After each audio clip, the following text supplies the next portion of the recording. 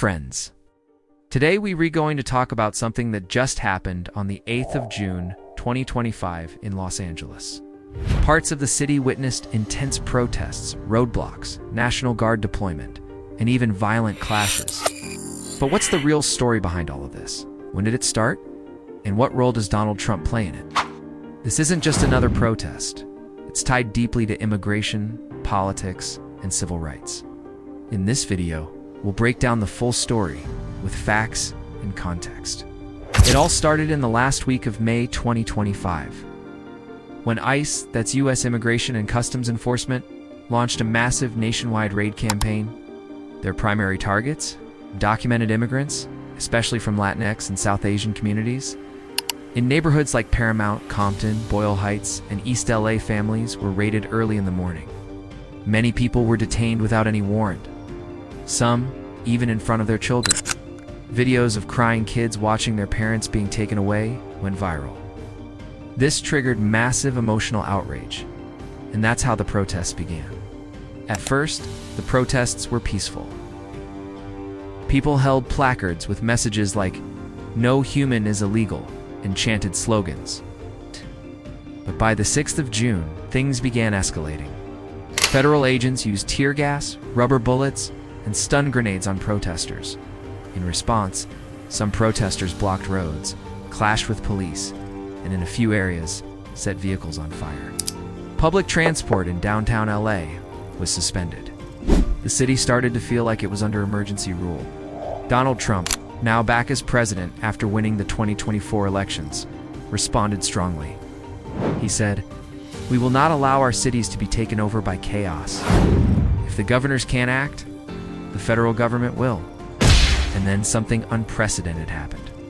Trump deployed 2,000 National Guard troops to Los Angeles, without permission from California Governor Gavin Newsom. This was the first time since 1965 that a president deployed military forces against a state's wishes. Governor Newsom and LA Mayor Karen Bass strongly opposed the move. They said, "We're already handling the situation." Trump's intervention is like throwing fuel on the fire. But the Trump administration justified the deployment, calling it a national security measure. On the morning of the 8th of June, National Guard troops were deployed across downtown LA, Compton, and Koreatown. There were military vehicles on the streets, drones in the sky, tear gas in the air. More than 100 people were arrested, including a well-known union leader, David Werda. Protesters called it peaceful civil disobedience, but the government labeled it domestic extremism. Some protesters are now facing felony charges, and they say it's an attack on their democratic rights. Media coverage was sharply divided. Liberal outlets like the New York Times and The Guardian focused on the protesters' perspective, calling Trump's move unconstitutional.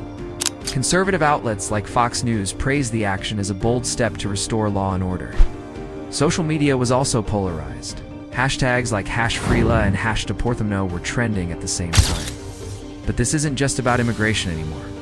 It has become a full-blown constitutional crisis. The state government says federal forces can't operate without state approval. The federal government claims it has the authority during national emergencies. This raises big questions. Will any protest now be labeled a national security threat? Will immigrants, even legal ones, feel safe anymore? And are we watching the slow breakdown of America's federal structure? The coming days will be critical. A legal case has already been filed in the California Supreme Court, challenging Trump's decision. Protesters are shifting strategies, from street marches to hunger strikes. International organizations like Amnesty and the UNHCR have also raised serious concerns. If you're wondering whether this is really happening in the US, yes, it is. And it's a warning sign for every modern democracy. So friends, that's the full story. No exaggeration, no distortion. Just facts and the bigger picture. If you found this informative, please share it so that more people understand what's really going on. I'll see you in the next video with another in-depth analysis. Until then, stay aware, stay informed.